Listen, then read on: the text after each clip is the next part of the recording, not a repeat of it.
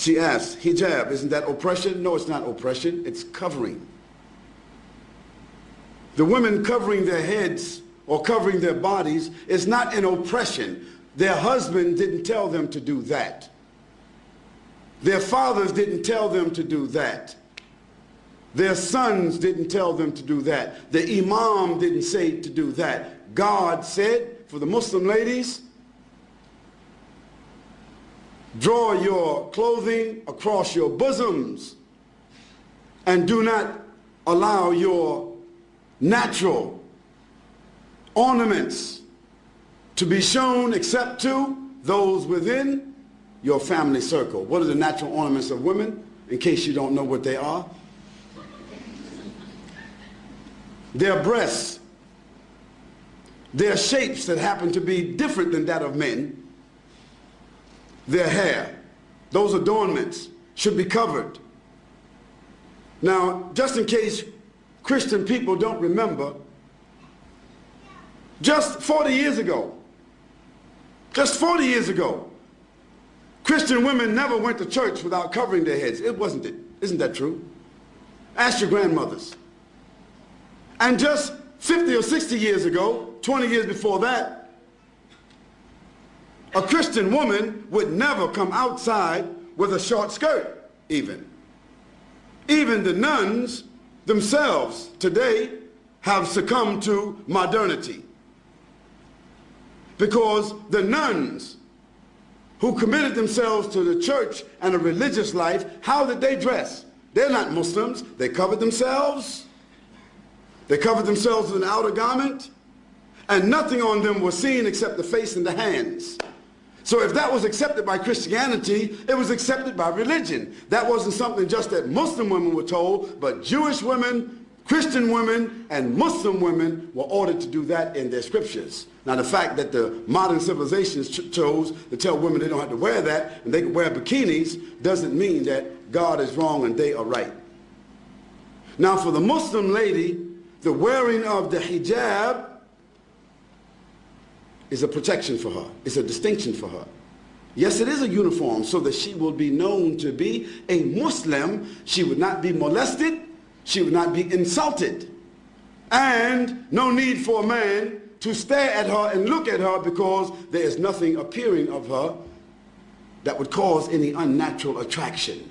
Therefore, it is more than likely she can come and go with decency and dignity, and that her natural ornaments will not create an inordinate liability for her, like so happens when you see women wearing jeans and clothing that seem as if they painted it on themselves.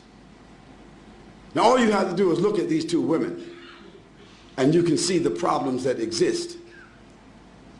Now of course, it doesn't mean that every woman that doesn't cover herself completely, it doesn't mean that she's immoral. It doesn't mean that. But the Quran gives to the Muslim women what we consider to be an ounce of prevention is worth what? What's the what is it called? An ounce of prevention is worth what? A pound of cure. So just like any one of you, if I asked you, what's your PIN number? You wouldn't tell me. If I came to visit you in your house, you wouldn't have your certificates of deposit in front of me. You wouldn't have your jewels in front of me. You wouldn't have your stack of money or your savings in front of me, distributed just because I'm a friend and everything should be transparent. No, you have those valuables in a place that is safe. Might be a bank, might be a safety deposit box. Well, that's just money. That's just tangible things. So don't blame us and don't blame God if he tells us that our mothers and our wives and our daughters, that they should be covered and in a safe place. The person asked about segregation. Why do Muslim women, why are they segregated? They're not segregated. They're not segregated. They're separated. There's a difference between segregation and separation. For instance, outside here, you have toilets that say male, female, don't you? Don't you? Why? Why shouldn't there just be a toilet? Because there are sensitivities that we as moral, decent, dignified, educated people accept, that there are sensitivities and privacy that the female would like to have as opposed to just walking into an open toilet. Now maybe in Amsterdam or some other places in Europe where they just have open toilets, it's different.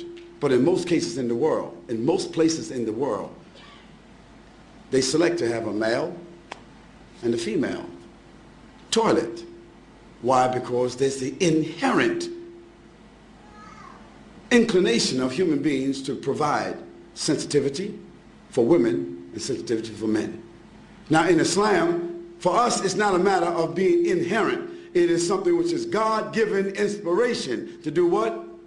To separate the sexes. That means the genders.